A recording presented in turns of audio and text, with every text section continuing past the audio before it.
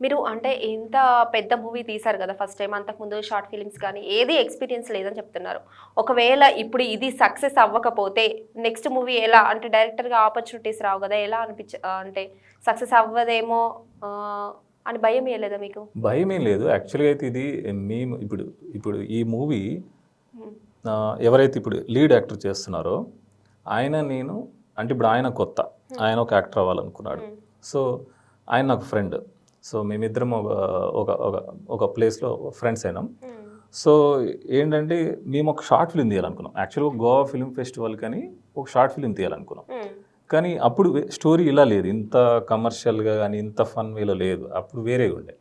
So ఏమైందంటే story development అవుతున్న కొలది ఇది సినిమా వరకు వచ్చింది.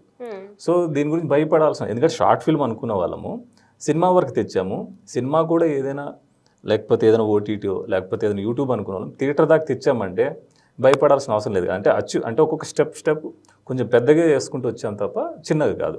సో సినిమా అంటే ఎక్కడ వర్క్ చేయని వాళ్ళము ఒక సినిమా లో బడ్జెట్లో చేసినప్పుడు కొంచెం ఫోకస్ ఎక్కువ అవుతుంది. ఓకే, చిన్న సినిమా ఎక్కడ నేర్చుకోకుండా చేసినప్పుడు కంటెంట్ బేస్డ్ సినిమా చేయాలన్నప్పుడు చేస్తే ఎలా ఉంటుంది అన్నదాన్ని చేశాను తప్పే సక్సెస్ గురించి భయపడైతే కాదు. అంటే ఇది అయిపోయిన తర్వాత మనకు వస్తాయా లేదనేది పాయింట్ కాదు. ఒక కంటెంట్ చెప్పాలి, ఆ కంటెంట్ కూడా మూవీ బేస్ మీద చెప్పాలి అని ఒక చిన్న థాట్ నుంచి ఇక్కడ దాకా తీసుకొచ్చా. ఒకవేళ ఇప్పుడు మూవీ అనేది హిట్ అవ్వకపోతే ఎలా నెక్స్ట్? హిట్ ఎవరి చేతిలో లేదు, అది అందరికి తెలిసిందే. మీకు ఎంత పెద్ద డైరెక్టర్ని అడిగినా అందరూ అది చెప్తారు. ఒక సినిమా వచ్చే వరకు హిట్ గురించి తెలియదు. సినిమా యాజ్ ఏ డెబ్యూ డైరెక్టర్గా ఎక్కడ చేయని ఒక డైరెక్టర్గా అంటే ఎవరి దగ్గర చేయని డైరెక్టర్గా నేను ఎలా చూశానంటే ఒక సినిమా ఇప్పుడు నేను చేసిన సినిమా కంటెంట్ బేస్ అందరికి అంటే మంచిగా ఎమోషనల్గా కనెక్ట్ అయిందా లేదా, అది కొత్తోడు చేసిన అన్ని తప్పులు చేశాడు ఏంది ఎలా పడితే అలా చేశాడు అనుకోకుండా సినిమా ఓకే ఈ డైరెక్టర్గా పనికొస్తాడు అనిపిస్తే చాలు అన్నదే టార్గెట్. అసలు ఎందుకు చూడాలి మీరు డైరెక్ట్ చేసిన మూవీ? ఎందుకు చూడాలి జనాలు? అంటే ఈ డైరెక్టర్గా చేసిన మూవీ ఎందుకు చూడాలంటారు అంతే కదా.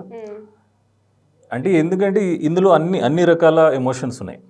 ఎగ్జాంపుల్ ఇప్పుడు లడ్డు క్యారెక్టర్ ఉంది, మీరు ట్రైలర్ చూస్తుంటే దాని లడ్డు క్యారెక్టర్ ఉంది. అదే ఇప్పుడు ట్రైలర్ లాస్ట్లో ఈ మందు కనిపెట్టినాడు ఉన్నాడు, ఆయనకు ఒక జర్నీ ఉంది. అదంతా జనరల్ ఆడియన్స్. అంటే ఇప్పుడు ఒక ఫ్రెండ్షిప్ ఇప్పుడు నార్మల్గా ఉంటారు కదా, ఒక ఇద్దరు ఫ్రెండ్స్ ముగ్గురు ఫ్రెండ్స్ అని మనకు అన్ని చోట్ల ఉంటారు కదా, వాళ్ళందరికీ కనెక్ట్ అయ్యే ఒక క్యారెక్టర్స్ అవి.